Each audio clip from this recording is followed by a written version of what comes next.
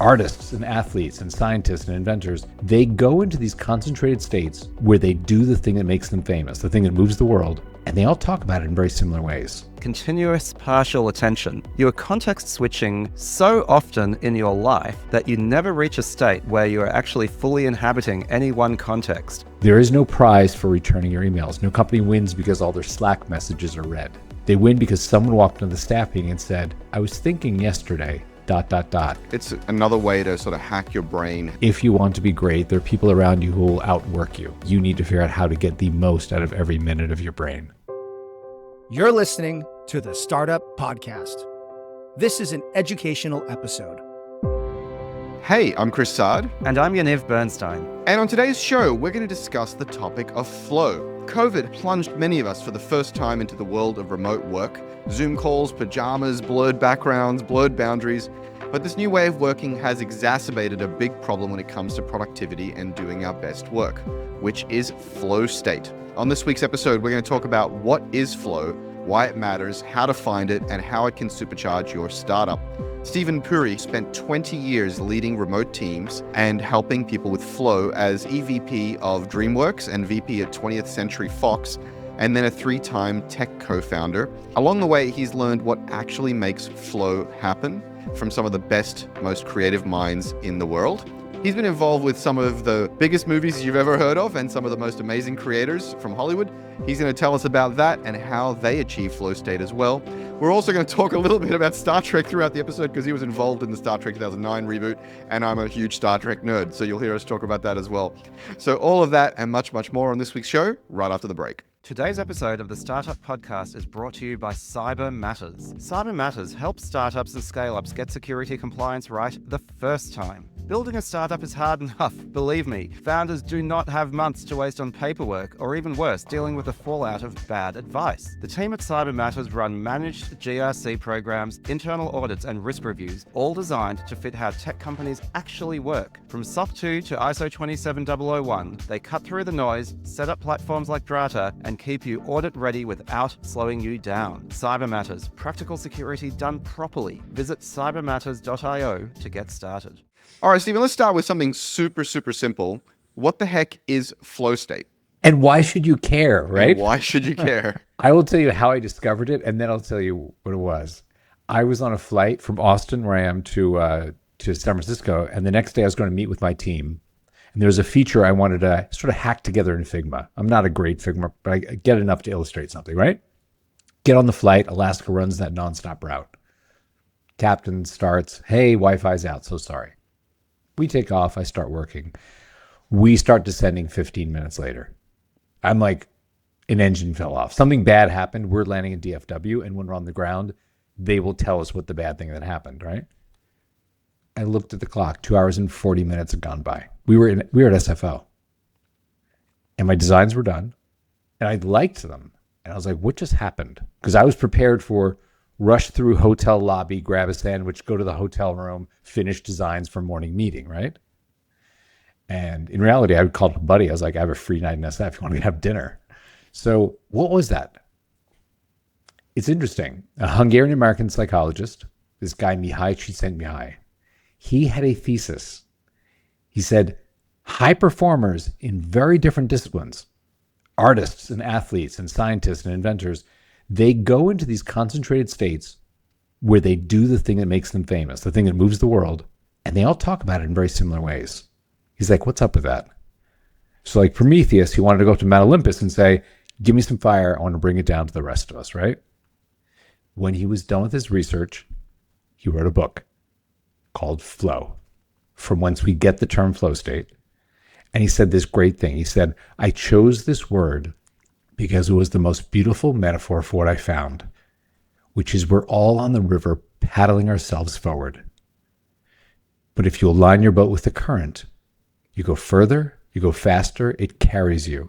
It magnifies your effort. And that is what these high performers have figured out how to do, and do it consistently.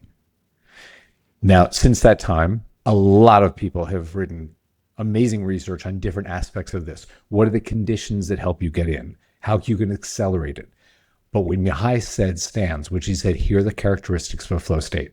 You lose track of time. Check. I had no idea how much time had gone by. Distractions fall away because you're very focused on work you find to be meaningful. At the end of doing that, you've done great work and you are energized. You feel a sense of joy from being in control rather than depleted from the work. So Mihai was very open. He's like, some people I spoke to and some people in pop culture have different words for it. Michael Jordan has that great quote about when I'm in the zone, it's just me and the ball, you know? And there's that Picasso quote about, you know, I was up all night. I lost track of time. I don't think I ate or I went to the bathroom, but hey, you know, Guernica, what do you think? Do you like it? And it is amazing when you understand how you can employ that to get in control of your life, of your work, and do great work that returns you energy rather than depletes you. So that's what I'm really passionate about. Yeah, that's really profound, Stephen. I think hopefully many of the people listening, certainly I have experienced that, and it always feels all too rare, but very, very magical.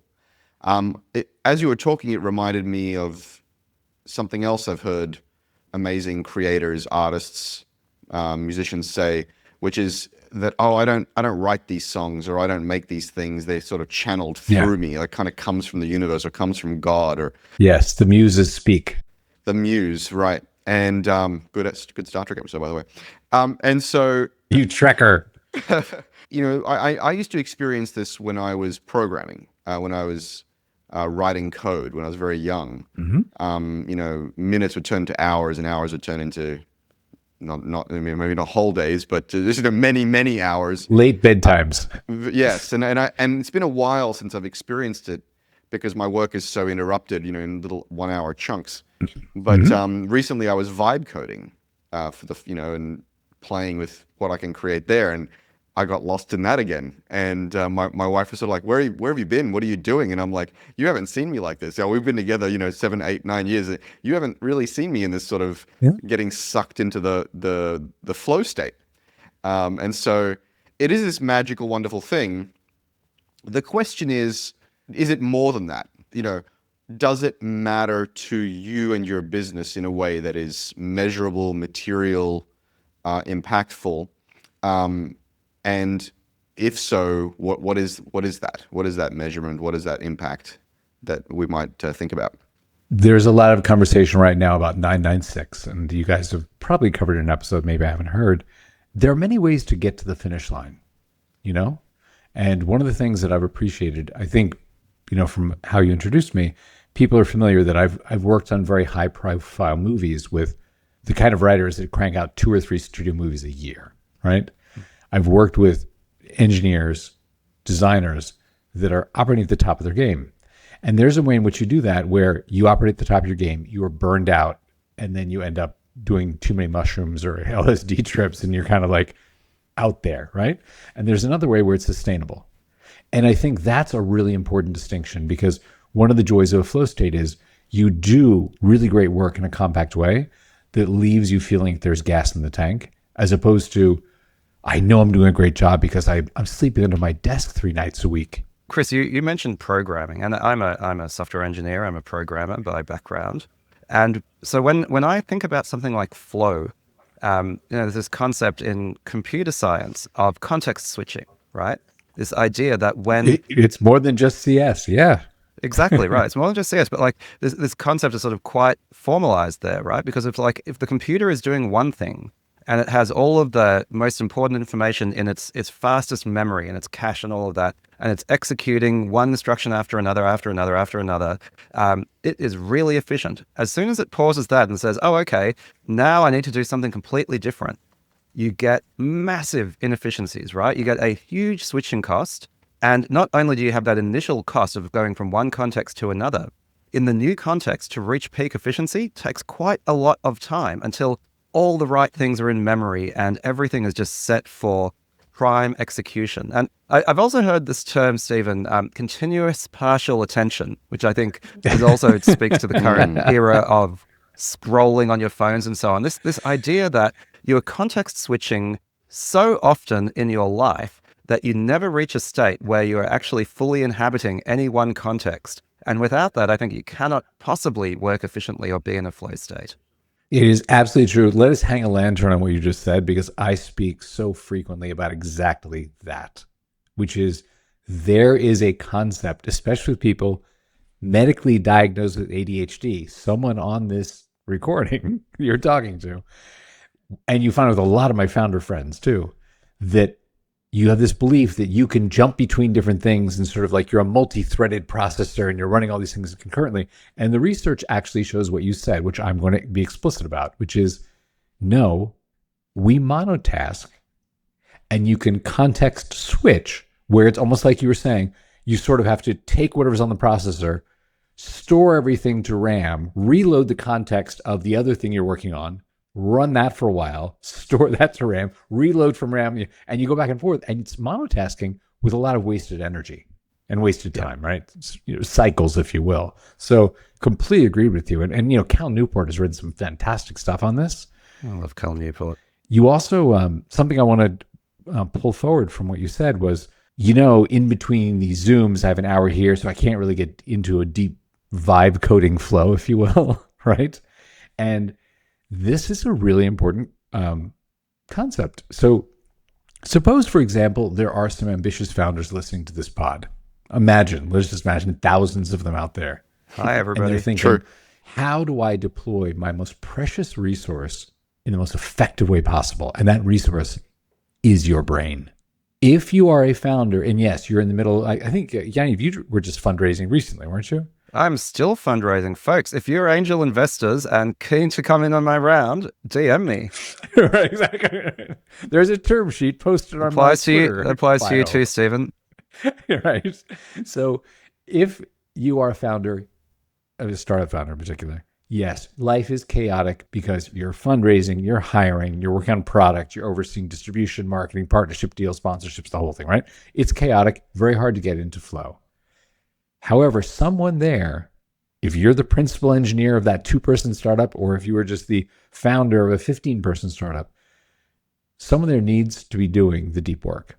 There is no prize for returning your emails. No company wins because all their Slack messages are read.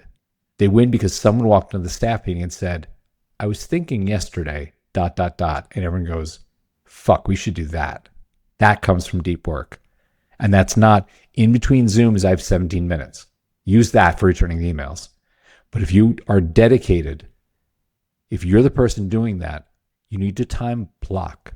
You need to say, here's sacred time. Figure out your chronotype. And by the way, I'm going to work in a story about chronotype here, and I'm going to return to the main thread, which is chronotype. For those who don't know, many of you obviously do, but for those who don't, it is the concept there are times of day you're more adept at certain kinds of things. Now, the first time I encountered this was actually in film. There's a screenwriter, this guy, Ron Bass, who's an attorney turned screenwriter, infamous, would not talk to his family in the morning as a rule. And he said to them, listen, when I start talking to you, I can't hear my characters' voices in my head. And he wrote characters that Julia Roberts played, Tom Cruise, Dustin. He wrote Rain Man. He wrote Best Friend's Wedding. He wrote all these. He's $1 million screen club, And his family was like, fine, we can make our own pancakes. Like, we could go write $1 million scripts, Dad, right? Because he was that aware. At 5 a.m. to 9 a.m. is when he wrote those words that would get an A-list actor to say, this is what I'm doing. My spring will be this character, right? And in the afternoon, he knew he was very good at collaborative work. So if you want to have a studio notes meeting, if you wanted to have writers over and brainstorm on a scene, that was afternoon work. So the exact same thing applies. If you become aware of your chronotype or your team's chronotypes, you can say, hey, to do the work that actually moves us forward, we need to have dedicated time to do that. I can't set meetings with you every hour on the hour and expect in between you're going to do deep work, right? The research on flow, you need 15 to 23 minutes to fall in. You don't just snap your fingers and say, I'm in a flow state. And if you get interrupted by that Slack message, hey, Chris, that TPS report, can you send me a copy? It takes you another 15 to 23 to get back in. So it's a culture that you create as a leader, either to say, hey, let's all block out this time and agree not to set meetings with each other from like 9 to 10 in the morning, or whatever the time may be for you guys, not to Slack each other. Or if you're an IC, to say, hey, you know what? If you want the best out of me, I need to have like 3 to 5 p.m. and I will do the things to contribute, So just before we go too deep on how you find it and how you protect it, I want to just finish off this question of, does it matter, and to who does it matter, and why does it matter? It seems clear that flow is really important and powerful for your personal productivity. It's important for doing your best work. So not just a lot of work, but good, high quality work. Correct. It's important to avoid burnout, so that you're doing this sort of effortlessly. But those three things are primarily about you personally. We can start to generalize this out to, hey, others in your team, if they are experiencing this, then they will be doing their best work, high quality work, high volumes of work. In the world of, Silicon Valley style tech companies, of course, many of these companies are most populated by engineers. Correct. That might change soon with large language models. Who's been vibe coding, Chris? Yes, exactly. Who's leaked their private keys on the internet, Chris? Exactly. I noticed all your job postings came down, Chris. But of course, the reality is, the truism is that engineers suffer from and benefit from flow the most, because engineering is a particularly deep set of work. It's a craft that requires a lot of context in your mind, sort of understanding the architecture of what you're working on. 100% with you. Very well put. Yes. And, I think a lot of executives, managers, even product managers don't quite understand the degree to which flow is extremely important to their engineers. And they distract them in all sorts of ways, for all sorts of things. Maybe, as probably the only engineer on the call, on the show, maybe talk a little bit about the kind of crazy stuff you've seen in companies where you've been trying to achieve flow state, or the ways you've protected flow state for engineers specifically, because it makes up so much of a tech startup's life. Yeah, I'll say some stuff here, and then also Steven, keen to hear your thoughts. But it's funny, Chris, because you mentioned your wife looking at you after you did that vibe coding. She's like, "Oh, what's happening with you?" And I'm the engineer at my startup, Violet, and the first time I'd gone through a long session of coding, and I got on a call with her, and she's like, "What's wrong?" And I'm like, "What do you mean, what's wrong?" And she said, "There's something strange about you." And I said, "Oh, I think it's just because I've been doing a lot of coding." And now when I get on a call with her after I've been in a flow state for a while, she's like, "I recognize that face. You've just been coding." And it's really interesting how you kind of get into that state and how important it is. But yes, this is exactly the point. Steven, when you were talking before, I had that cliche, but nonetheless a very true one, about working smarter, not harder, right? You're talking about 996 and all that. Yes. And working hard is about assuming that time is fungible, right? That as long as you put lots of hours in, you will be more productive. But you're talking about chronotypes. We're talking about not interrupting flow, getting into context. This is all about making better use of the time and treating each bit of time in a way that maximizes the opportunity there. Let me pick up on two things that you said. When you were talking about someone recognizing in you the energy that you had after flow, right? Being in flow, I was coding, I was there, I was in the zone, right? What Chris said about, there are PMs, there are product people, there are other people in the organization that may not understand what it's like to be an engineer and have been in a flow state and gone, I did great work and I feel great. So it's really incumbent upon us to educate them. Like, my wife is the head of digital for a large US bank, and she is intimately aware of how my rhythms work because, like you said, she's experienced that. So I think it's a very good point you made, Chris, and it really comes down to education, to say, at some point, if a PM goes, "Oh, Chris is going to do the most amazing work if I give him this 2-hour block and let him go deep," or 3-hour block. So people will come around. Another thing to bring up about working hard, working smart, time. I would offer that it is time, yes. Like, even the richest man in the world can't buy more time. We've been down the cliche, but it's also brain energy. You only have so many units each day of brain energy. It's why, with decision fatigue, you see Jobs and Zuckerberg and all these guys wear the same outfit, eat the same breakfast, that thing, just to limit how much they expend of their brain energy. And that sensitivity, when you start to understand, hey, the work that I did, the 4th hour grinding it out, the marginal value of that was lower than the 2nd hour, and the 8th hour of grinding it out was less than the 4th hour, then you start to seek out the things that rejuvenate you during the day. And I'll give you a very concrete example. We talked to a lot of psychologists about this in designing the website that I built, which is a flow state website. And we included a Pomodoro timer front and center to say, hey, it actually helps you every 25 minutes to take 5 minutes. And we offer you like a stretching exercise, a breathing exercise. We give you points if you get a glass of water, go for a walk. You can customize the timer if you want, as you recognize your own rhythm. But that sense of, hey, it's been 2 hours, I should go do something for 15 or 20 minutes. A lot of my friends who are great software engineers, they had to learn that in their 30s because in their 20s, they were doing the thing of like grinding it out for 10, 12 hours in a row and realizing they would rewrite a lot of their code the next day that was written in the last 3 hours. Have you experienced that? Yeah, I mean, there's a lot to unpack there. So, first of all, You're welcome. you said that it's important to educate other people. If you are somebody who needs to work in flow, it's important to educate other people. Yes, but it's also important to stand up for yourself. This is something that I learned early on, and that a lot of engineers, especially I think maybe if the personality type, are not very good at. Right? Like I've managed engineers for most of my career, right? And what often happens is I have my one-on-ones with them, and they say, I didn't get much done this week because my product manager put all these meetings in my calendar and it screwed me around. And I'm like, why did you go to the meetings? And they were like, well, they were on my calendar. And I said, well, you could have asked for them to be rescheduled. You could have asked if you needed to be there. You could have asked if it was the best use of your time. But instead you just went. And so I think there's this sense of treating your own time as a valuable, precious resource. And more to the point, treating your own attention as a valuable, precious resource. That is so, so important. The other thing I wanted to say is you were talking about taking those breaks. It's really interesting because I posted about this on LinkedIn a few days ago in the context of vibe coding, because we've mentioned vibe coding a couple of times, and it's quite interesting because when you give I use Claude Code. When you give Claude Code a task to do, it will take somewhere between 1 and 6 minutes to do that task, which is an awkward amount of time. And so you can't just sit there staring at it.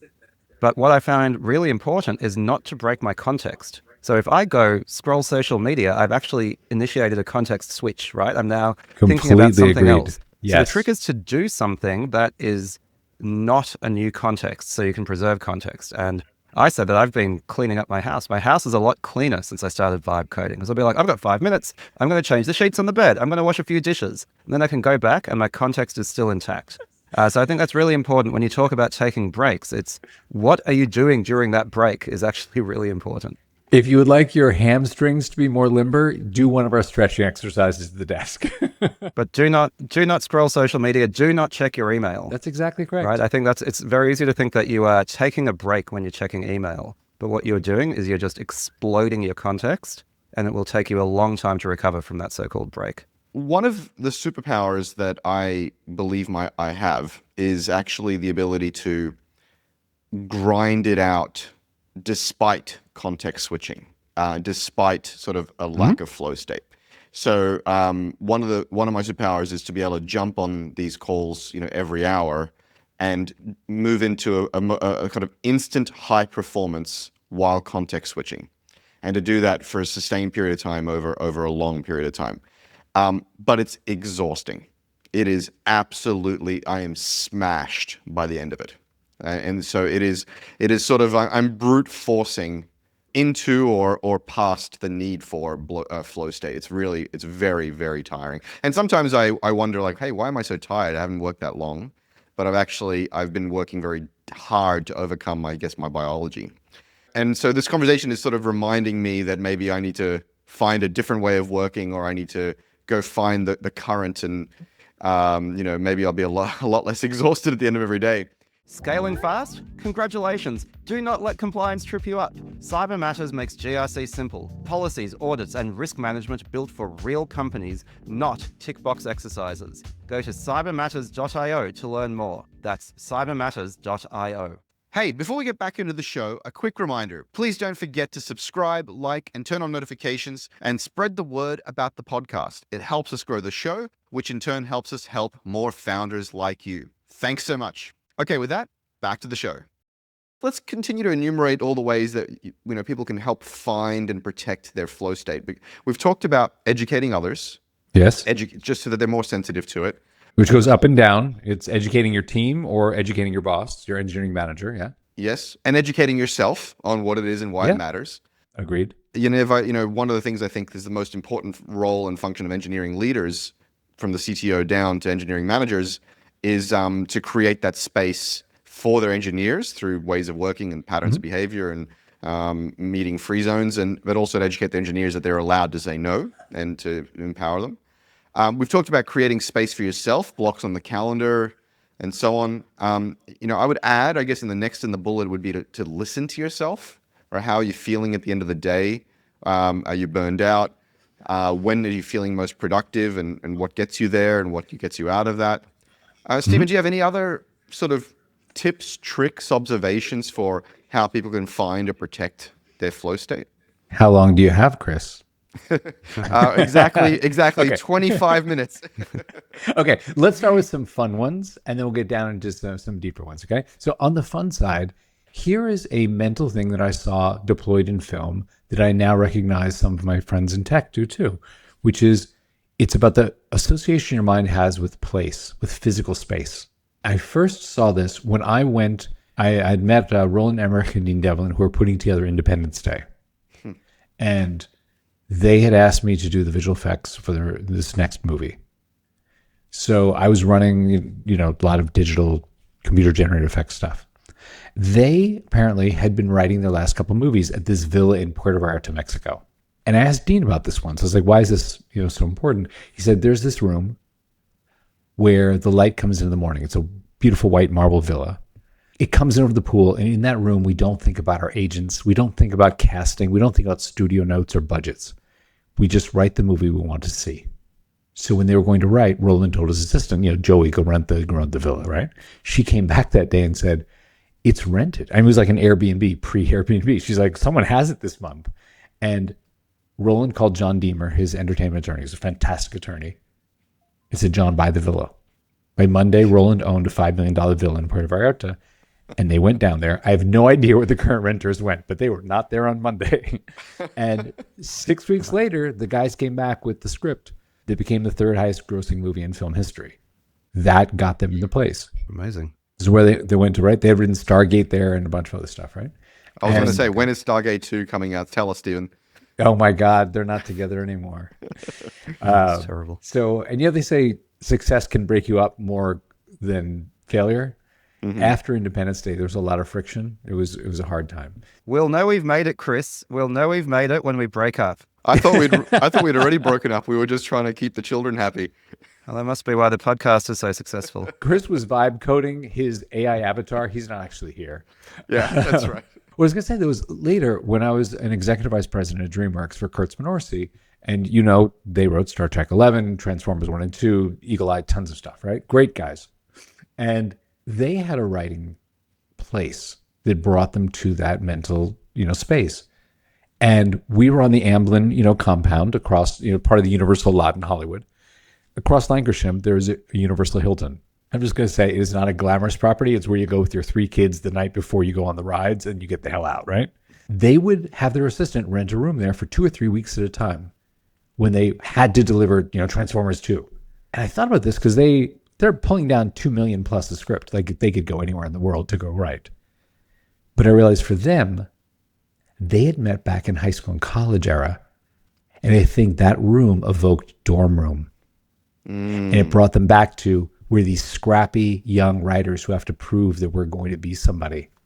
And that Kurtzman on the edge of the bed with his laptop and Bob at the little desk with his laptop, that was their way of telling their minds, we need to do great work. So I offer this because it is a free way to get your mind to drop in. Yeah. You can't just work anywhere because you have a laptop. You can't just work anywhere. You need to sort of say, this is where I do this kind of work. And your mind begins to help you. Originally, when we were going to record this podcast, it was going to be about remote work and potentially working from home. So I'm just thinking in the context of what you just said, the importance of place to productivity and, the fact that COVID initially pushed everybody to working from home and some of the challenges to do with that probably being about place. So let's say you do work from home. How do you leverage that piece of advice to get into that flow state when you're working from your dining room table? Yeah. I made a horrible mistake when I started working from home. And I would in the morning be in the kitchen. There's beautiful light in the kitchen. I had a laptop. So I'd work there for a while. Come up to my office in the middle of the day. End of the day, I'd probably end up on the sofa, working down in the living room. And when I called my own attention to this, to saying like, there's a kind of chaotic nature to this, where I'm continually looking at, could I do the dishes or clean up the laundry or do something like that? I started working here. This is my office. And it absolutely has helped me, because when I enter here, I stop thinking about the other things I could be doing. And I go, oh, I'm in this space. This is where I'm going to write a blog post about what we're doing with the platform. This is where I'm going to code a bit, build a new feature. And it is a discipline you apply that's actually not that hard to apply, to say, oh, when I'm going to do this work, I'll be here. And then the rest of the house is a fun place for a family, as opposed to the whole house is kind of a working environment and you bring your laptop to bed. Horrible practice. So I hope that answers your question. So I have two observations for you, one about this topic and one that has nothing to do with this topic. It's interesting to me you call it Star Trek 11. You've called it Star Trek 11 multiple times. Us fans call it Star Trek 2009. Oh my God, who cares? Very interesting. Yes. You mentioned place. This is another big mistake that I'm obviously making, because I've always thought that being able to work from home was one of the luxuries of my work. And because I'm on, Zoom calls all day, I've always felt like a co-working space or another place doesn't work, because I essentially just go lock myself in one of those phone booths or something, and otherwise I'll be disturbing everybody. Right. And so, I readily just have always worked from home. There's all the distractions of home, but I've always thought of it as there's all the conveniences of home, right? My kid is here. I'm present for my wife and so on. But I think it is another aspect that I'm overlooking that leaves me exhausted at the end of the day, and also probably leaves me less productive for my own personal projects. Because when I'm not tethered to the desk for a call, I'm out of here. I'm off doing something else, which I think of as a luxury. I get to enjoy my home and my life, but is also a productivity suck if I want to get my own personal things done. This is very true. And part of what I hope people glean from this episode is there are some free things you can do. You do not need to buy anyone's app, including mine, to do a lot of this for yourself. Understand your chronotype, time block for yourself, time box, take healthy breaks, establish a place where your mind knows you do this kind of work. These are all free techniques, and I've seen them applied in two very different fields. I'm lucky to have been successful in two areas where it's like you see great performers, you go, there's a lot of commonality. So much like Mihai said, wow, these high performers and these wildly different things talk about this state similarly. There's something to it. And yeah, it's not just engineers though. I'm telling you, like the three biggest cohorts that I have in Sukha, developers, engineers, designers, and authors, because they all need to actually buckle down. And if they do it well, they're done in half the time, and it's good work. But it's just, you have to want to do that.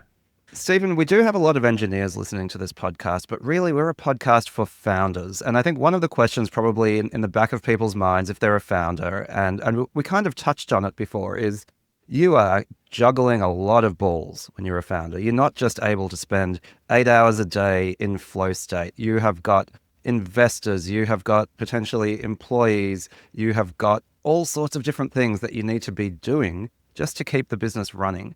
And so folks who are founders might be listening to this and saying, well, this just doesn't apply to me. How is it possible when I have all of these emails to answer and all of these Slacks to attend to and all of these investors to talk to?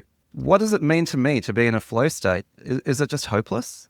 It may be. And here's the thing is, if your startup is a one-person rowboat and you are the one rowing, then yes, it's very important that when you are rowing, you are doing it well. When you graduate to being captain and there's a crew, there's a staff, there's someone else rowing, and you should set the conditions precedent where they are going to do that well, even if you are spending your time with the board, with angels, with hiring, with other activities that are not conducive to flow. Yeah. I mean, one thought I had, I'd love to run it past you. And again, I think we've touched on it, but like you said, if you're an early stage founder, you're doing it yourself. And so you need to be in flow. But even if you're later on, one of the things that I've noticed, and I'm going to come back to this concept of context switching, because what you get, again, in computers, when you are context switching excessively, is called thrash, right? Which is this idea that you're constantly hopping from context to context to context, never getting into a full context, and you don't actually get anything done at all, right? Yeah. Because all of your effort is being spent switching contexts. And I noticed that, when I'm at my worst, when I feel a bit overwhelmed, what I do is I look at my emails. I'm like, damn, that's a lot of emails. I click into one email. I'm like, oh, I click into another email. I go over to Slack. I check Slack. Then I'm on LinkedIn. And then I'm like, I go over to our CRM and I'm like, which investors should I be like contacting? And then I realize an hour has passed and I haven't actually done anything other than switch between tabs. And that's an awful feeling. Right. So I think even, it might not be full flow, right? But even within the context of being a founder, it is still important to create large enough blocks of time that are focused on a single task in order to make progress on it. Okay. I'm going to give you a little bit of data, which is in our Flow State app, the website, right? It's a web app.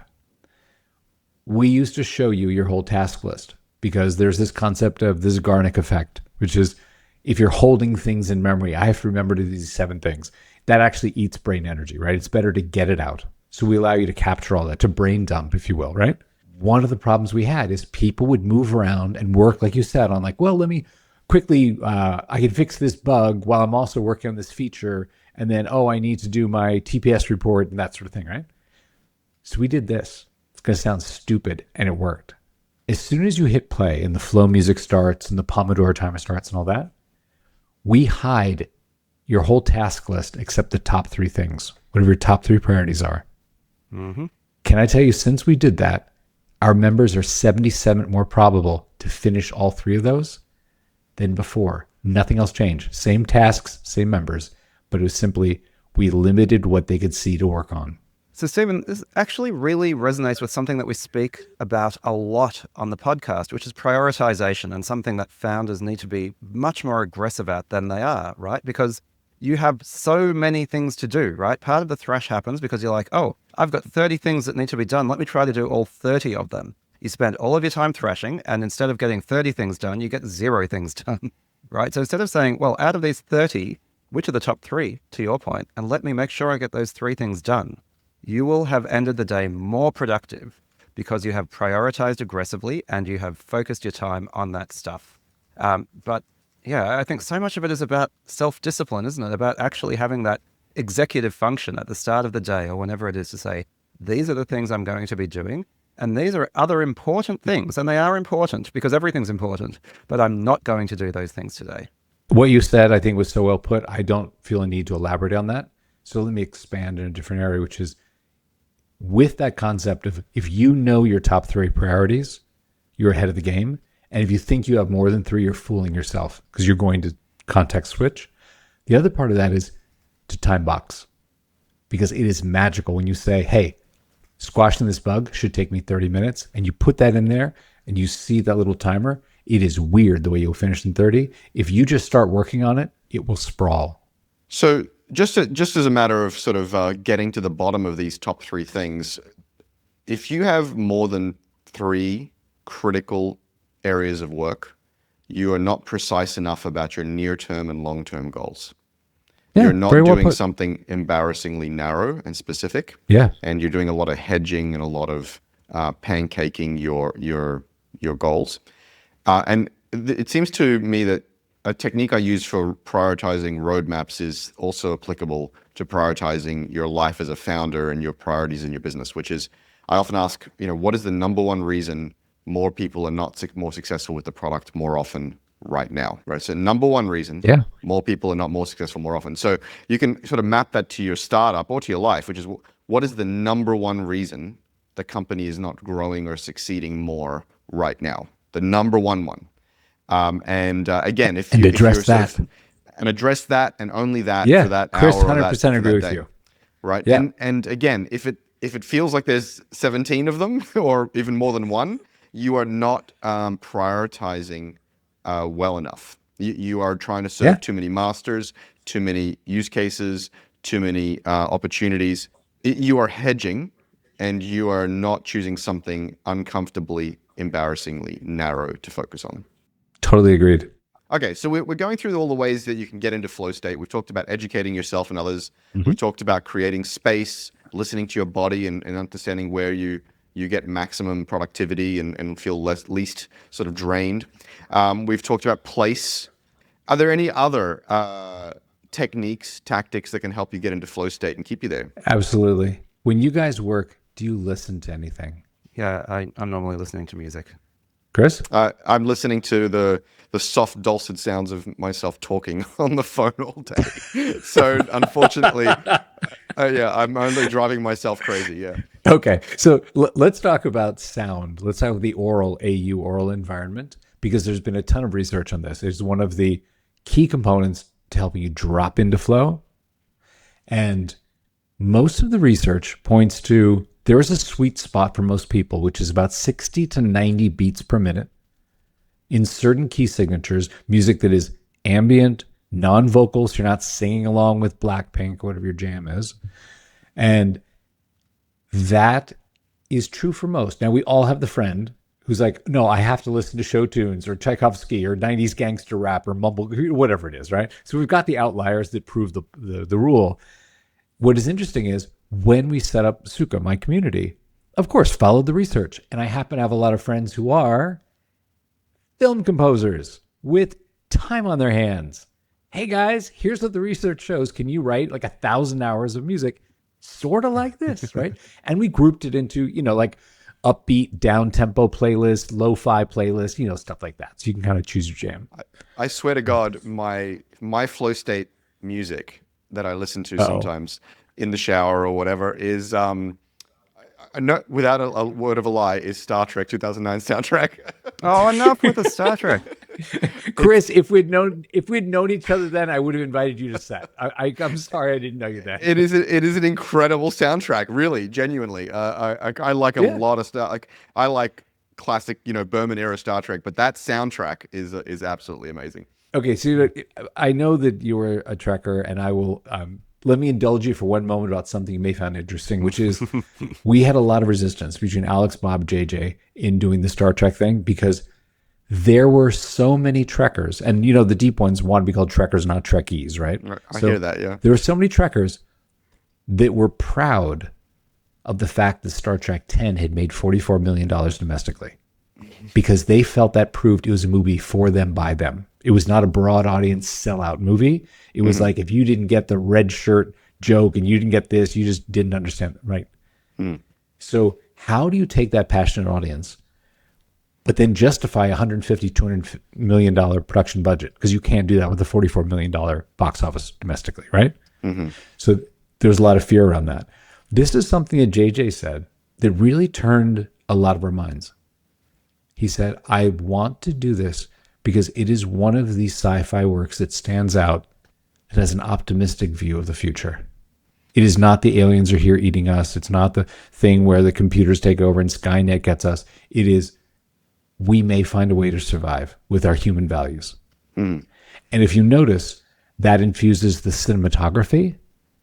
There are a lot of lens flares in that movie. There are a lot of computer-generated cameras that don't have lens flare, because CG cameras don't have lens flares. You have to write the code to create a lens flare.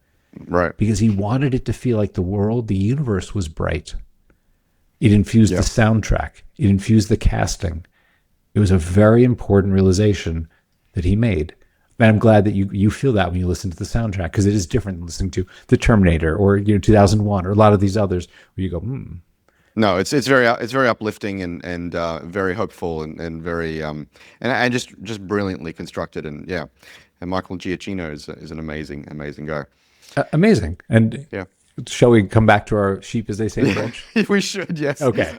Let's talk more about music, though. There's a little deeper to go here, which is, yes, so binaural beats, you guys have probably played with them, right? Very popular in the Valley the past 10 years. So here's something that I did not see coming, which is there's a friend who is a sound engineer for LucasArts up in Marin and does the games, right? He came back from Nepal and said, hey, listen, my kid's high school graduation present, he wanted to go to Nepal. I went. We were in Kathmandu, and one day it poured. The most delicious, downpour, this lush sound. I had my recording equipment. I recorded 2 hours of it. Do you want it? And I was like, sure, let's try it. We quietly just put it up as one of the many playlists in the list and called it Himalayan Dream Rain. No explanation, just threw it in there. It's our third most popular playlist. And when I queried members, I was like, hey, I noticed you've been, it's in your little frequently listened to. Tell me, what is it about that? And it was interesting how many people said a version of this sentence. It reminds me when I was young and I was at my house, my grandmother's house, my aunt's house, or something else. I grew up in Georgia, and this was how I remember studying when I was a kid. And that sound of the lush rain brings me there. And that opened us up to say, oh, there's some stuff the research didn't turn up, which is this like naturescape. So if there are people out there who are like, man, I don't need to listen to lo-fi beats. God bless, my roommate does it, let him do it. But maybe you want to listen to a stream in Japan or the surf in Cyprus. And I had one woman who said, before the pandemic, I was single. After the pandemic, I have a kid. I used to go to coffee shops to work, and that sound of the baristas with the whatever in the coffee cups, that evokes in me this sense of, oh, I'm here working and I can't go there anymore. We put up a playlist. Someone recorded, I don't know who it was, they put it on the internet, a playlist of a coffee shop in Vienna, Austria. We just threw it up there. You got to find your own jam. So what this says to me is that, a lot of this can be triggered or fast-tracked or accelerated through sort of Pavlovian responses, right?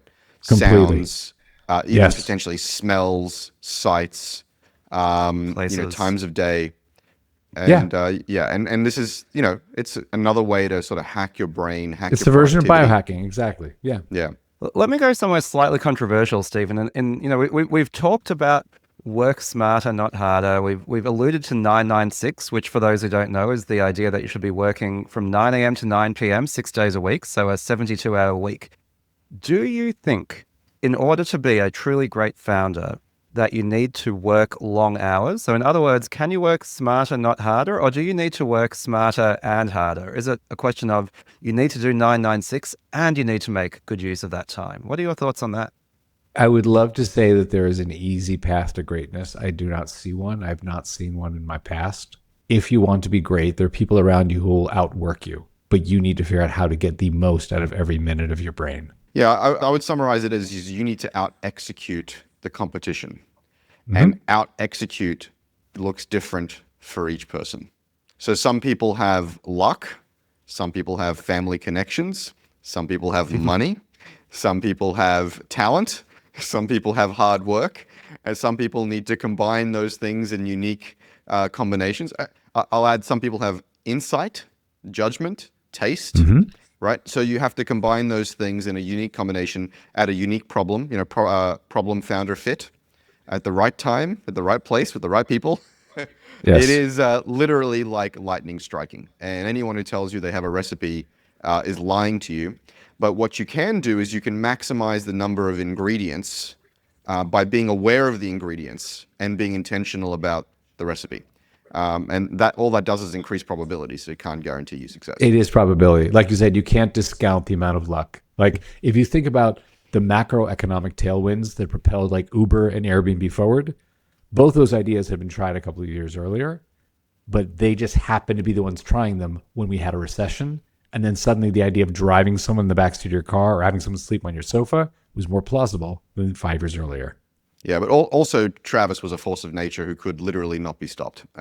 He was the world is impossible. populated with a lot of people like that, but those economic tailwinds absolutely helped a lot. An idea whose time has come. Exactly. All right, Steven. Well, that has been absolutely fantastic. You've alluded to your app. How can people find you on the internet, follow your work personally, and then find your app? I would say two things. Number one, if there's anything that I've said that leads to a question, who is Cal? What did Nir write? Who is the Hungarian guy? You can send me an email. My email is very public. It's Steven with a V at thesukha, TheSukha.co for company. And I will give you a link or something to help educate you and get you on your journey. Doesn't have to be about anything I'm working on. And if someone wants to try getting into a flow state, that is what we built. It's at thesukha, TheSukha.co, and it's free for 7 days. No credit card, no funny business. Just do something great. Very, very cool. Well, thank you for joining us on the show. It's been a great conversation. I need to go change all my lifestyle habits so I'm not so exhausted and can get into flow state. Now, Chris, we learnt today you have the superpower of context switching and giving things your full attention nearly instantaneously, and you bring that talent to bear to help a whole bunch of different startups. So if folks would like to learn from you and take advantage of that laser focus, how can they do that? Yeah, you can learn more about my work over at chrissard.com/advisory or subscribe to my newsletter at chrissard.com/newsletter. How about you, Yaniv? I'm on LinkedIn trying to make it a less boring place. I love getting connection requests from TSP listeners. So if you are on LinkedIn, send me a connection request. Let me know you come from the show and I'll happily accept it. All right, that's the pod. We'll catch you in the next one. See ya. This episode of the Startup Podcast was brought to you by Cyber Matters. Startup security doesn't need to be painful. Cyber Matters runs complex compliance programs that keep you audit ready and focused on growth. Check out cybermatters.io to learn more. That's cybermatters.io.